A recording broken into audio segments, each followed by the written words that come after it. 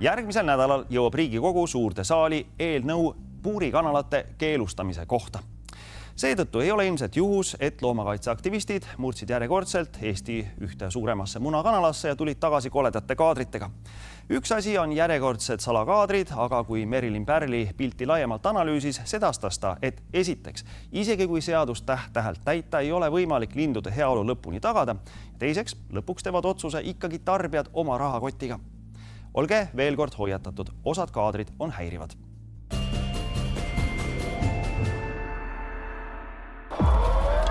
Need on märtsi algul filmitud kaadrid Eesti ühe suurema puurimunatootja Eesti muna Põlvamaal Rosmaal asuvas kanalas.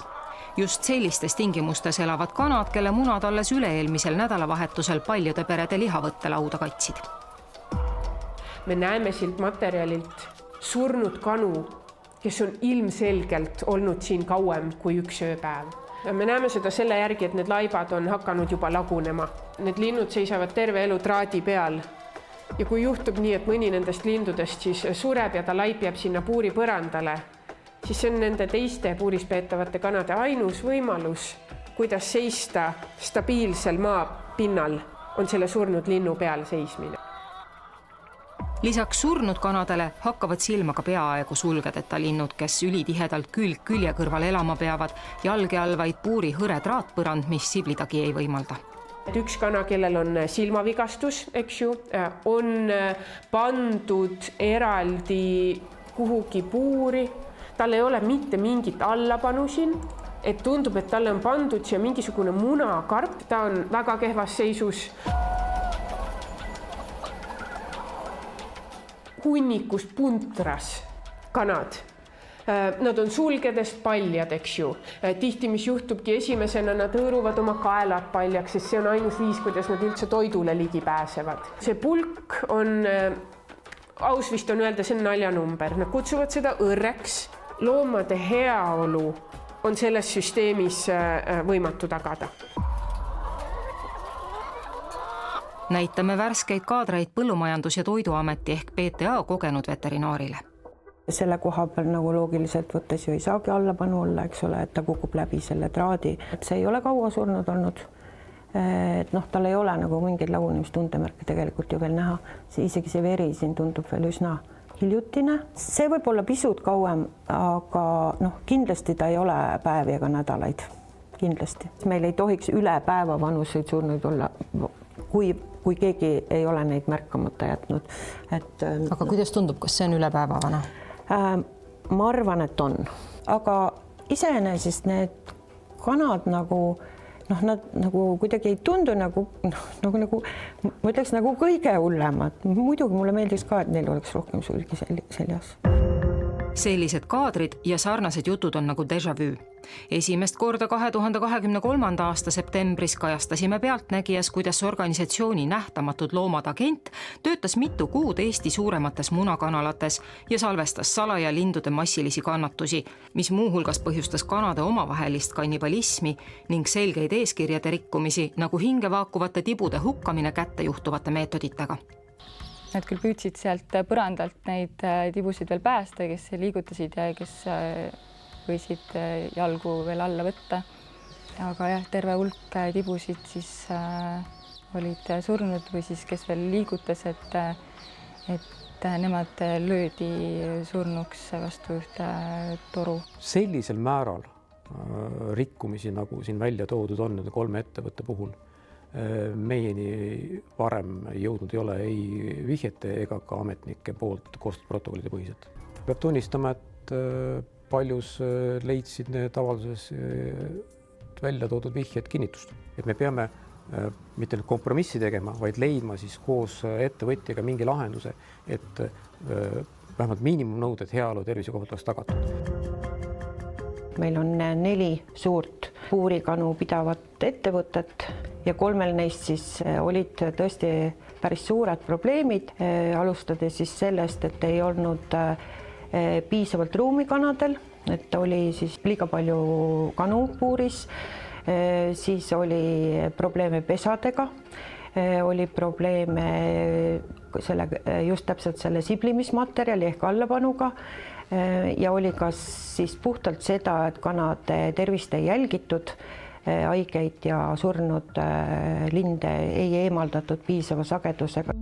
PTA tegi kõmulise loo järel hulga ettekirjutusi mitmele ettevõttele, kuid oma uue kontrollkäigu tegid ka loomakaitseaktivistid. Enam-vähem aasta hiljem, 2024. aasta oktoobris, tungisid anonüümsed aktivistid taas Eesti suuruselt 3. munatootja Linnutalu farmi Valgamaal ja fikseerisid, et pilt ei olnud suurt muutunud. Neil on mõned üksikud sule, rootsud, õieli, kaelad on paljad, seljad on suletud, tiivad on sule rootsudega. Me näeme vigastusi, me näeme, kuidas nad peavad ronima toiduni jõudmiseks üle laipade.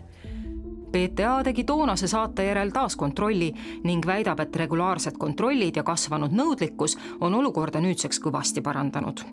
No plaanilised kontrollid meil suurtel linnupidajatel on vähemalt 1 kord aastas, on väiksemaid probleeme, aga sellist olukorda, nagu meil siin oli nüüd mõned aastad tagasi, ei näe me tegelikult nagu kuskil enam.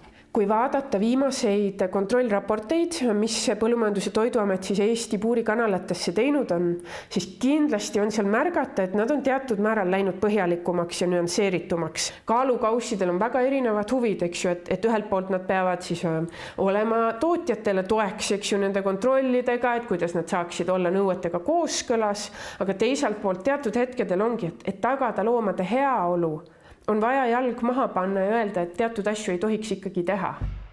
Kas seekord Eesti munas rikkumisi on või ei, tuleb nüüd kohapeal kontrollida. PTA kodulehelt on näha, et 2,5 aasta jooksul on nad teinud Eesti munasse 3 ettekirjutustega lõppenud kontrollvisiiti, neist viimase tänavu jaanuaris. Selle käigus tuvastati, et allapanu, mis on kanadele siblimiseks hädavajalik ja seetõttu kohustuslik, puudus. Ettevõte sai sunniraha hoiatuse 13 000 eurot ja aega puuduste kõrvaldamiseks 1. aprillini. Kuna meil on niikuinii Eesti munal praegu üks kehtiv ettekirjutus, millele tuleb teha järelkontroll, ettekirjutuse tähtaeg oli 1. aprillil, siis me kindlasti selle kontrolli nüüd ligemal ajal teeme. Nii nagu 2024. aasta suve lõpus väitis Nähtamatute loomade juht Kristiina Mering, et ei teadnud, kes Linnutalu farmis salaja filmis, väidab ta nüüdki, et tal pole aimu, kes tegi uued kaadrid Eesti munatootmises Põlvamaal, kus on 120 000 lindu. Käekiri on aga äravahetamiseni sarnane. Materjalid jõudsid Nähtamatute loomade kontorisse väidetavalt anonüümselt, mälupulga peal kaadrites tõendab filmimise kuupäeva sama päeva ajaleht. Märtsi alguses jõudis minuni materjal, kus ümbrikul ei olnud saaja aadressi ega nime. Lisaks siis piltidele ja videotele oli seal ka veel kaaskiri, kus siis need inimesed, kes siin kirjutavad loomasõbrad enda kohta, räägivad täpsemalt, mida nad seal nägid. Eesti muna, mille toodang on poelettidel Muna-Liisa ja Kalevipoja munade nime all, lubab algul anda kaamera ees kommentaari ning kutsub meid oma kontorisse Ülemiste City's. Kuid kokkulepitud ajal loobub firma juht Jüri Anepaio siiski intervjuust, põhjendades seda käimasoleva politsei uurimisega. Jüri Anepaiot otsime? Jüri on kinni. Aga meil oli kokkulepitud temaga 10-15? Ma ei oska nagu midagi praegu, Jüri on notaris. Kuidas see võimalik on? Ma küsin ta käest. Üks moment. Ja. Eesti muna esindajad said märtsi algul kohe aru, et nende lindlasse on sisse murtud. Nad tegid politseile selle kohta avalduse. Korrakaitsjad käisid ka kohal, ent kuna midagi varastatud ei olnud, siis loobus ettevõte ise kaebusest. Ent märtsi lõpus, kui pealtnägija võttis Eesti munaga ühendust, andes neile teada, et aktivistid käisid nende kanalas salaja filmimas, tegi ettevõte politseile uue kuriteoteate, leides, et sissetungiga põhjustati linnugripi leviku oht. Kindlasti ma tahan rõhutada, et need inimesed, kes sinna sisse murdsid, ükskõik kui õilsal eesmärgil nad sinna läksid, siis tegelikult nad põhjustasid väga suure ohu. Nendes farmides tuleb kanda ühekordseid rõivaid, et vältida igasuguste taudide ja haiguste levikut. Need on inimesed, kes on igatahes filmimas käinud väga vastutustundlikult seal, kandes neid kaitseriietusi jalanõude ümber ja enda peaski, nii et Nüüdseks on politsei esitatud tõendite põhjal otsustanud, et kuna kuriteokoosseis ei ole täidetud, siis kriminaalmenetlust ei algatata ehk taudiohu põhjustamine ei leidnud tõestust. Uurimine jätkub aga süüteona ehk ettevõtja soovib ikkagi välja selgitada, kes nende kanalasse sisse tungis. Mering jääb endale kindlaks, et tema ei organiseerinud ega õhutanud järjekordset sissemurmist, ent möönab, et selle ajastus on strateegiline. Just praegu on Riigikogus käimas arutelud kanade puurispidamise keelustamiseks alates 2035. aastast. Sektori lobitegevus keelustamise vastu on olnud väga tugev. 4 suuremat puurimunade tootjat teatasid, et seadust, mis paneks neile kohustuse lõpetada kanade puurispidamine, polegi tegelikult tarvis. Selleks allkirjastasid nad veebruaris vahetult enne seaduseelnõu Riigikokku jõudmist memorandumi, milles lubavad loobuda puurispidamisest vabatahtlikult, samaks 2035. aastaks. Kuna aga tegemist on hea tahte avaldusega, ei kohusta see ettevõtjaid millekski. Loomakaitsjad ja kaupmehed peavad seda nõtkeks kommunikatsioonitrikiks. Eestis on hetkel rohkem kanu puurides kui viimase 3 aasta jooksul kokku.